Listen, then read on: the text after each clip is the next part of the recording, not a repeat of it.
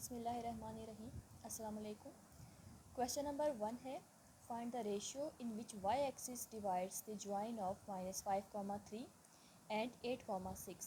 अब इसमें आपने रेशियो फाइंड करना है जिसमें वाई एक्सिस डिवाइड कर रही है इन 2 पॉइंट्स को।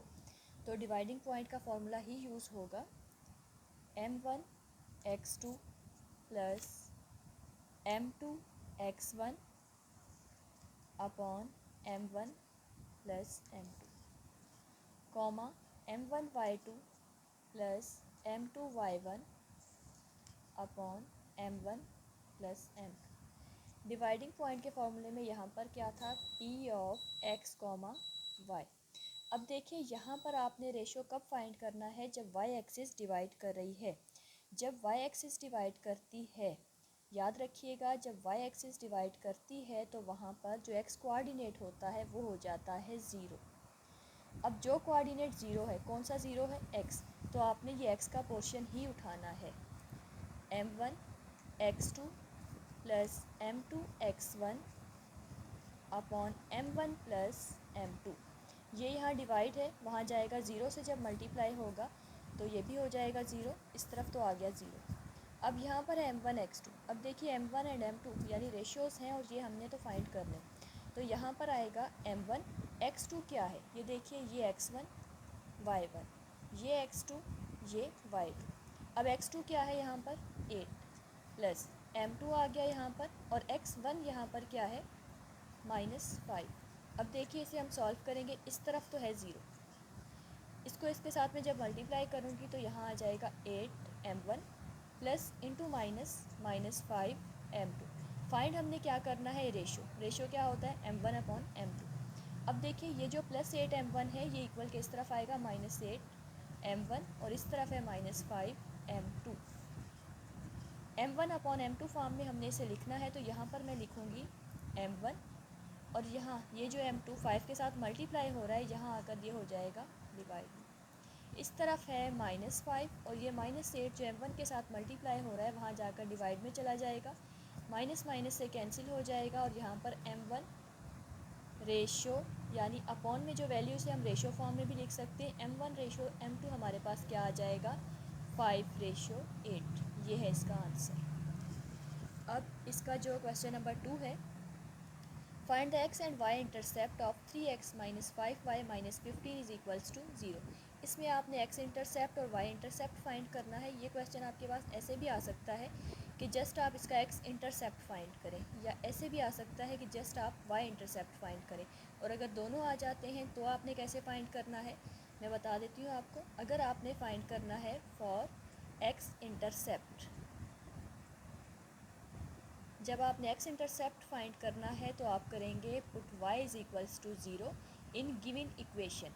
अब गिवन इक्वेशन हमारे पास क्या है, 3x - 5y - 15 is equals to 0। हमने फाइंड x इंटरसेप्ट करना है, उसके लिए हमने क्या करना है, y इज़ इक्वल्स टू 0 करना है, यानी जहाँ पर भी y है वहाँ हमने पुट करना है 0।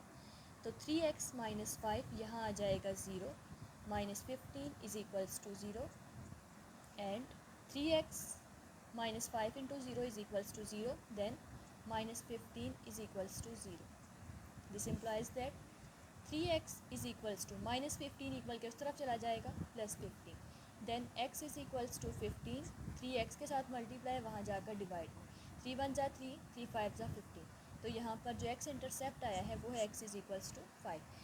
अब हमने क्या फाइंड करना है, इसमें हमने फाइंड करना है y intercept for y intercept. जब y इंटरसेप्ट आपने फाइंड करना है तो उसमें हमने पुट करना है x इज़ इक्वल्स टू 0। याद रखिएगा, for x intercept put y is equals to 0, and for y intercept put x is equals to 0 in the given equation. Equation क्या है हमारे पास, 3x - 5y - 15 is equals to 0।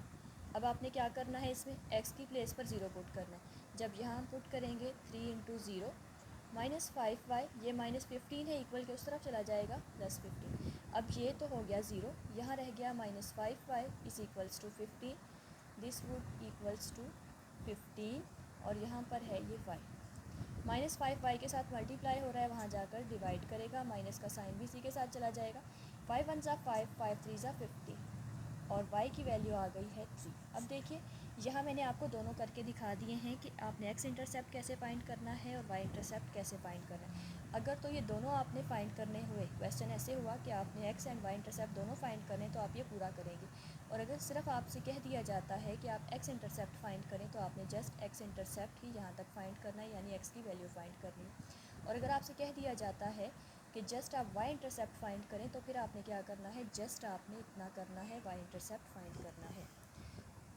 Question number 3 है, find slope and inclination of the line joining 3,7 2,9। Slope and inclination आपने find करना है। 2 points आपके पास हैं, तो फार्मूला वेरी इंपॉर्टेंट, तो फार्मूला ज़रा याद रखिएगा। आप पहले तो स्लोप फाइंड करेंगे, फिर आप इंक्लिनेशन फाइंड करेंगे। तो देखते हैं कि स्लोप का फार्मूला क्या होता है। m is equals to y2 minus y1 upon x2 minus x1। अब देखिए फर्स्ट कोऑर्डिनेट ये x1, ये y1, ये x2 और ये y2। अब ये वैल्यूज़ हम यहाँ पर पुट करेंगे। m is equals to y2, y2 यहाँ पर क्या है 9 माइनस y1, y1 क्या है 7। Then x2 minus x1, x2 यहाँ पर क्या है 2 माइनस x1 यहाँ पर क्या है 3। 9 माइनस 7 इज़ इक्वल्स टू 2 और 2 माइनस 3 माइनस 1। अब ये हमारे पास स्लोप आया है। अब देखिए डिनोमिनेटर में है -1, तो इसे हम माइनस को यहाँ भी शिफ्ट कर सकते हैं, यानी हमारे पास स्लोप जो आया है वो है -2। अगर आपसे कहा जाता है कि जस्ट आपने स्लोप ही फाइंड करना है तो आपका आंसर होगा इतना, यानी -2 आ जाएगा। और अगर आपसे कह दिया जाता है कि find slope and inclination of the line, अब आपने इसका इंक्लिनेशन भी फाइंड करना है, तो इंक्लिनेशन का फॉर्मूला क्या होगा, m is equals to tangent theta. इसे आप ऐसे भी लिख सकते हैं, tangent theta is equals to m। अब m आपने क्या फाइंड किया है, -2। वैल्यू हमने इंक्लिनेशन की फ़ाइंड करनी है, यानी थीटा हमने फाइंड करना है। जहाँ भी आ जाए कि इंक्लिनेशन आपने फाइंड करना है तो वहाँ आपने थीटा फाइंड करना होता है। अब देखिए टेंजेंट थीटा था इक्वल के इस तरफ, जब हम इसे वहाँ लेकर जाएंगे तो ये हो जाएगा टेंजेंट इन्वर्स। इसे हम वहाँ क्यों लेकर गए हैं, क्योंकि हमने इंक्लिनेशन फाइंड करना है, यानी हमने एंगल फाइंड करना है। तो जहाँ एंगल लिखा हुआ है इसे हम सेपरेट कर लेंगे, इसे तो हमने कहीं लेकर जाना है ना, तो इसे हम लेकर जाएंगे इक्वल के उस तरफ, तो ये हो जाएगा -2। अब देखिए ये आपके पास आया है इंक्लिनेशन। अगर वैल्यू फॉर एग्जांपल यहाँ पर ऐसी आ जाती है कि theta is equals to tangent inverse of 1, तो टेंजेंट इनवर्स ऑफ 1 कितना होता है 45 डिग्री। ठीक है, अब यहाँ पर है -2, यानी विदाउट कैलकुलेटर हम इसकी वैल्यू नहीं फाइंड कर सकते, तो इसे हमें इतना ही छोड़ना है, यही इसका आंसर होगा। क्वेश्चन नंबर 4 है, what is the slope of a line parallel and perpendicular to it. आपने क्या फाइंड करना है, स्लोप फाइंड करना है, अगर लाइन इसके पैरेलल है या फिर इसके परपेंडिकुलर है। अगर तो लाइन इसके पैरेलल होगी तो उसका स्लोप तो सेम ही रहेगा, जो गिवन है यहाँ पर 2/3। पैरेलल लाइन का स्लोप इक्वल ही होता है, तो ये आ गया है फॉर पैरेलल। अब हमने फाइंड करना है फॉर परपेंडिकुलर, तो हम लिखेंगे फॉर परपेंडिकुलर, सैम्बल मैंने शो कर दिया है कि परपेंडिकुलर। अब परपेंडिकुलर में क्या होता है कि स्लोप ऐसे होता है, ये है ना 2/3 क्वेश्चन में गिवन है। अब आपने क्या करना है, दोनों स्लोप्स का जो प्रोडक्ट है वो -1 आना चाहिए।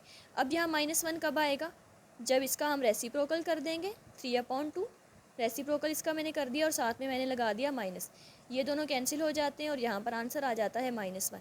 यानी परपेंडिकुलर का स्लोप क्या है, -3/2। जस्ट आपने क्या करना है, जो स्लोप आपके पास है 2/3 है, तो आपने इसे करना है रेसिप्रोकल, यानी उलट कर देना है, नीचे वाली वैल्यू ऊपर, ऊपर वाली नीचे, साथ में आपने लगाना है माइनस। अब है question number 5, find the equation of each of the following parallel to x axis and at a distance 6 unit below it.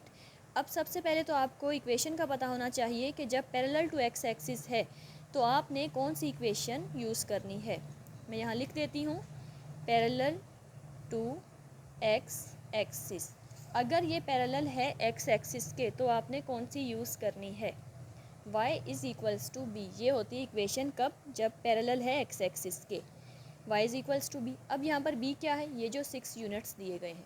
अब देखिए एक चीज़ आपने याद रखनी है, फॉर बिलो एंड लेफ़्ट, जैसे यहाँ पर बिलो आया है, अगर बिलो या लेफ़्ट आ जाए यहाँ पर तो आपने माइनस का साइन यूज़ करना होता है वैल्यू के साथ। y is equals to b है, तो y is equals to b, यानी 6 यूनिट जो गिवन है वो आ जाएंगे यहाँ पर, लेकिन कहाँ है, बिलो है। तो जब बिलो आ जाएगा यहाँ हमने लगाना है माइनस। अब आप देखेंगे अगर ये ऑप्शन आपके पास है तो आप इस पर टिक करेंगे, अगर ऐसा नहीं है तो आप इसे ज़रा सा चेंज कर लेंगे।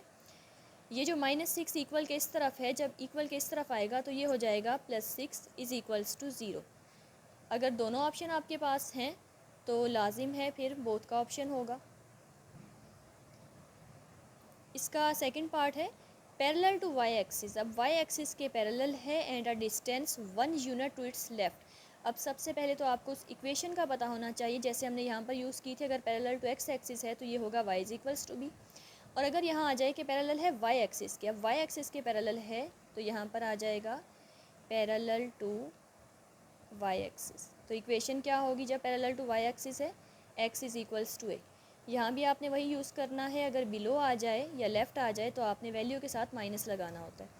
X is equals to at a distance 1 unit, यानी 1 यूनिट है, कहाँ पर है, टू इट्स लेफ़्ट, लेफ़्ट है तो यहाँ हमने लगाना है माइनस। एक्स -1 है इक्वल के, जब इस तरफ आएगा ये हो जाएगा +1 इज़ इक्वल्स टू 0। अगर ये ऑप्शन होगा तो आप टिक करेंगे, अगर ये होगा इस पर करेंगे, बोथ का होगा तो फिर आपने बोथ पर ही टिक करना होगा। अब इसका जो थर्ड पार्ट है उसमें है parallel to Y axis and passing through -4, -1। अब ये पैरेलल है वाई एक्सिस के, तो parallel to Y axis, any line parallel to Y axis then equation will be X is equals to A, और यहाँ पर ये होगा ए और ये होगा बी, अगर पॉइंट की फॉर्म में आ जाए आपके पास। तो x इज़ इक्वल्स टू ए यहाँ पर क्या है, -4 है। इसे हम ज़रा सा चेंज कर लेंगे, अगर ये ऑप्शन हमारे पास नहीं है तो x -4 इक्वल के इस तरफ आएगा तो ये हो जाएगा +4 इज़ इक्वल्स टू 0। ये आ गया आपके पास आंसर। अब इसका फोर्थ पार्ट है perpendicular to x axis and passing through 3, 5। Any line perpendicular to x axis, यानी परपेंडिकुलर है एक्स एक्सिस पर, तो उसकी इक्वेशन होती है x is equals to a. x is equals to, ये देखिए फर्स्ट a है और ये b है, x इज़ इक्वल्स टू 3। अगर ये ऑप्शन है आप टिक लगा देंगे, अगर ऐसा नहीं है तो x +3 इक्वल के इस तरफ शिफ्ट हो जाएगा, -3 इज़ इक्वल्स टू 0। ये आ गया इसका आंसर। अब इसका 5 है थ्रो 5, -2 इस पॉइंट में से पास हो रहा है एंड विथ स्लोप 4। अब यहाँ पर स्लोप एंड पॉइंट फॉर्म में आपके पास चीज़ आई है, इसे आपने सॉल्व करना है। और इसे आप कैसे सॉल्व करेंगे, आप इक्वेशन यूज़ करेंगे स्लोप पॉइंट फॉर्म की, slope point form, equation of slope point form. अब याद रखिएगा equation of slope point form क्या होती है वो मैं यहाँ लिखने लगी हूँ, जिसे आपने याद रखना है। y minus y1 is equals to m of x minus x1। अब देखिए यहाँ पर स्लोप है 4 और एक पॉइंट आपके पास है, ये है x1 और ये है y1। इसमें वैल्यूज़ आपने पुट करनी है। y माइनस y1 यहाँ पर क्या है, -2 इज़ इक्वल्स टू स्लोप, यानी m यहाँ पर है 4, x माइनस x1 यहाँ पर क्या है 5। इसे हम ज़रा सॉल्व करेंगे, माइनस इंटू माइनस ये हो जाएगा +2, 4 इंटू एक्स 4x -4 5 20। अब इक्वल के इस तरफ है 4x, ये +y वहाँ चला जाएगा -y, -20 +2 इक्वल के उस तरफ चला जाएगा तो -2 is equals to 0। 4x -y -22 is equals to 0, that is the answer. Question number 6 है find equation of straight line when y intercept is equals to 3, slope is equals to 2। अब equation आपने याद रखनी है कौन सी, straight line when y intercept, जब आपके पास y इंटरसेप्ट और स्लोप है, y is equals to mx plus b। अब यहाँ पर आपने वैल्यूज़ पुट करनी है जो अवेलेबल है। y is equals to m, slope कितना है यहाँ पर 2, x की वैल्यू हमारे पास नहीं है तो यहाँ आएगा 2x। अब y इंटरसेप्ट क्या है, याद रखिएगा जब आ जाए x इंटरसेप्ट तो जो a की वैल्यू होती है वो होती है x इंटरसेप्ट, y इंटरसेप्ट है तो यहाँ पर ये होगा b, तो यहाँ मैंने पुट करना है 3 और ये आ जाएगा आंसर। अब इसका सेकंड है x intercept is equals to 4, y intercept is equals to 3। अब देखिए हमारे पास यहाँ पर 2 इंटरसेप्ट हैं, तो इक्वेशन इन 2 इंटरसेप्ट फॉर्म,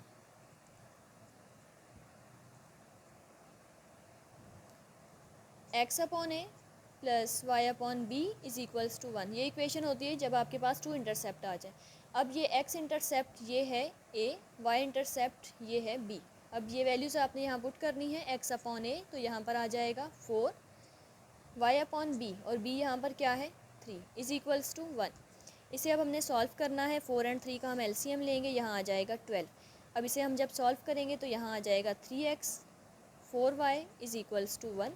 ये 12 यहाँ डिवाइड है, वहाँ जाकर मल्टीप्लाई हो जाएगा। 3x plus 4y is equals to 12। अगर ये ऑप्शन आपके पास है तो ठीक है, अगर ऐसा नहीं है तो अब हम क्या कर सकते हैं, 3x प्लस 4y प्लस 12 को इक्वल के इस तरफ ला सकते हैं। -12 is equals to 0। That is the answer.